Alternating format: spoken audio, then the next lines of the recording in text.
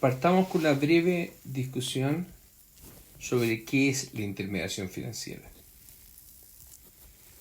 Muy simple, la intermediación financiera es simplemente la actividad que hacen bancos y otros intermediarios financieros y que consiste en canalizar recursos desde aquellos agentes que tienen un exceso de recursos, o sea, un exceso de ahorro, hacia aquellos que necesitan financiamiento, o sea, que les faltan recursos.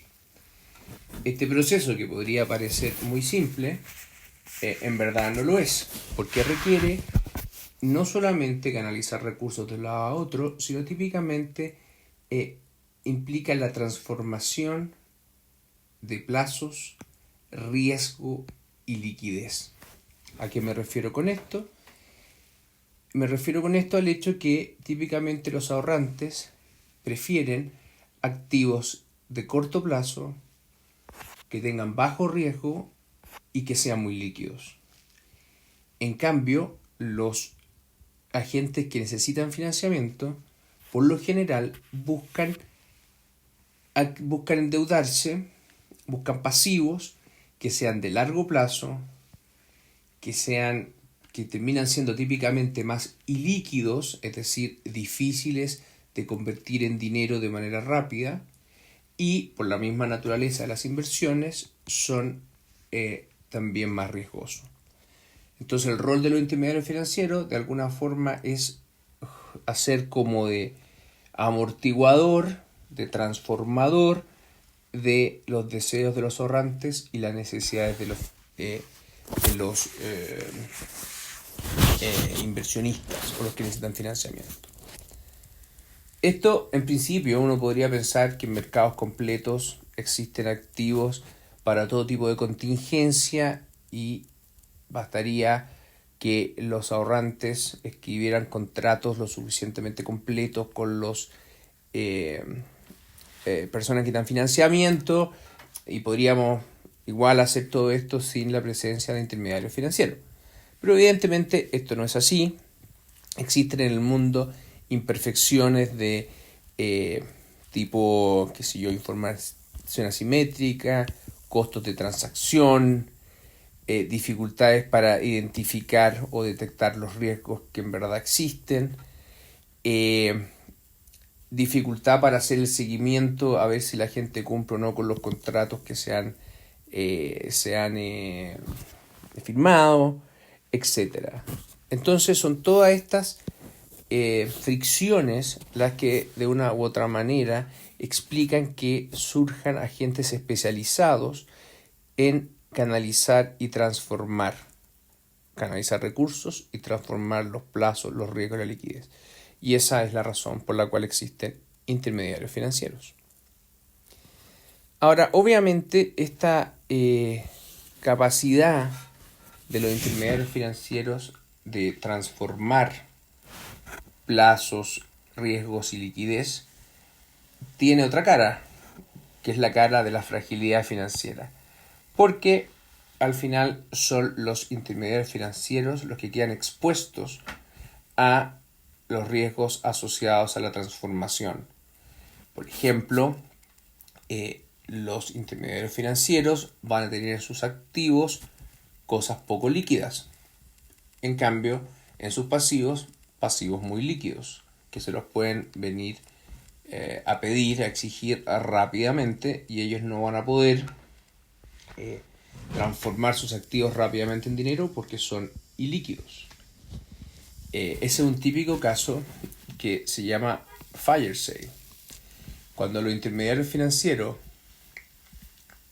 ven que sus depositantes retiran los recursos y ellos, para poder pagarle a sus depositantes, tienen que liquidar sus activos. Como son activos generalmente ilíquidos, y si van todos los intermediarios o muchos intermediarios a liquidar esos activos, típicamente sufren mucho los precios. Entonces eso hace que los activos de los bancos pierdan mucho valor en las crisis, porque todo el mundo quiere vender esos activos para los cuales no hay demanda. En general, entonces hay que tener en cuenta que la intermediación financiera tiene estos dos lados. Por una parte, ayuda al desarrollo económico a través de permitir que los recursos fluyan desde los ahorrantes eh, a los que brindan financiamiento, pero por otra parte genera ciertas fragilidades. Y esas fragilidades se van a ver en dos tipos de cosas. Primero, la probabilidad de crisis. Obviamente aparecen riesgos de corridas bancarias y crisis financiera. Pero segundo, y más importante para nosotros, en la amplificación de shocks. No necesariamente de crisis, ¿verdad? Sino que amplificación de shocks. Por ejemplo, típicamente en los periodos de recesión, de crecimiento más bajo, el valor o el costo de la intermediación, el costo de asumir riesgos crece y por lo tanto los intermediarios financieros, los bancos, reducen el crédito. Esta reducción de crédito amplifica los efectos negativos de cualquiera haya sido el shock que está afectando a la economía. Por el contrario, si estamos en el periodo bueno del ciclo, donde la economía está creciendo más, típicamente son episodios o momentos donde es más fácil intermediar, es más fácil asumir riesgo, es más fácil asumir posiciones de menor liquidez y por lo tanto no solamente la economía se beneficia de cualquier shock que esté llevando el ciclo hacia la parte positiva, sino que además de un aumento mayor del crédito, lo que amplifica el ciclo. Entonces, dos cosas importantes. La otra cara de la moneda de la intermediación financiera es la probabilidad de corrida financiera o crisis financiera y, más importante para nosotros, el hecho que esto va a terminar amplificando el ciclo. Esto no quiere decir que la intervención financiera sea mala, sino que hay que tomar medidas para tratar de disminuir los efectos negativos. Pero la verdad es que la intermediación financiera es crítica para una economía que quiere crecer, invertir, etc. Sin embargo, como decíamos, no tomar en cuenta que la intermediación financiera es una actividad relevante y que ocurre nos puede llevar también a minimizar los riesgos asociados a este proceso. Por ejemplo, en el periodo previo a la crisis financiera, que fue un periodo caracterizado por mucha estabilidad y por alto crecimiento, muchos de hecho se olvidaron de los problemas asociados a la intermediación financiera y estaba dando vuelta a esta idea de que los problemas financieros eran más bien hechos del pasado o propios de economía emergente.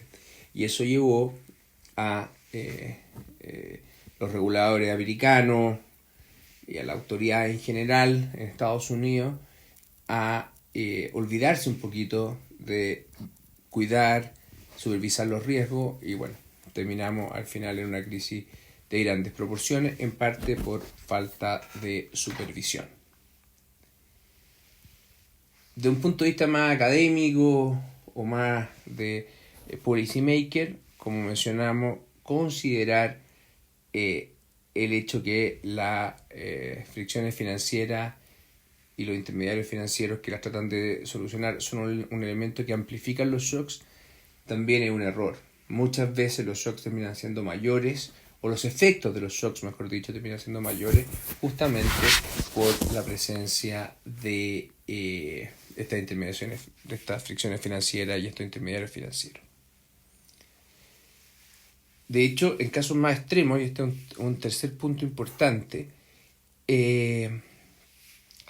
la misma intermediación financiera puede ser un shock adicional que debamos tener en cuenta. Por ejemplo, si algo ocurre que hace que los bancos no puedan intermediar o les salga más caro intermediar un cambio regulatorio,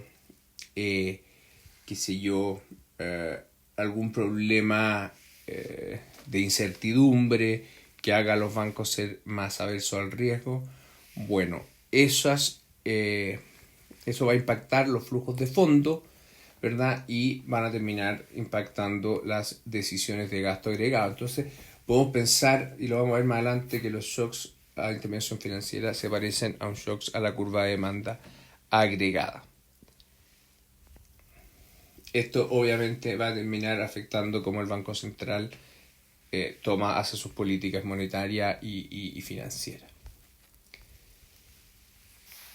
Ahora, yendo un poquito más a la política monetaria en sí misma, también es cierto que esto uno lo puede pensar como que se agrega un canal adicional a los dos que ya estudiamos. ¿Cuáles son los dos que ya estudiamos? El canal de la tasa de interés y el canal del tipo de cambio.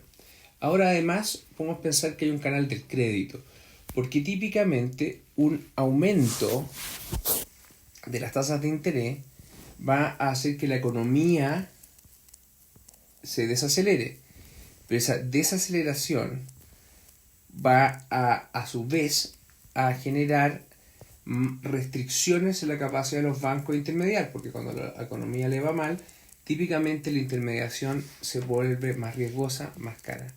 Entonces hay un tercer canal que vamos a llamar el canal del crédito, y es que más allá de los efectos de la tasa de interés sobre las decisiones de consumo e inversión, más allá de los efectos de la demanda agregada del tipo de cambio, un movimiento de la TPM va a afectar la capacidad de los bancos de dar crédito. Y este canal del crédito es un tercer canal por el cual la política monetaria afecta el desarrollo de la economía.